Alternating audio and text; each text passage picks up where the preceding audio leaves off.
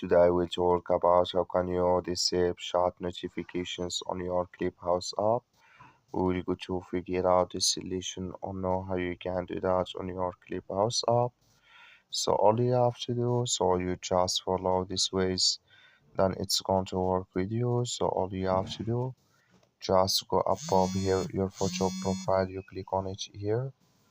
So then it's going to take you to this list here. Then all you have to do, so you just click here on settings, you click on it, then it's going to take you to this list here. Then all you have to do now, just click here on notification settings, just click on it here.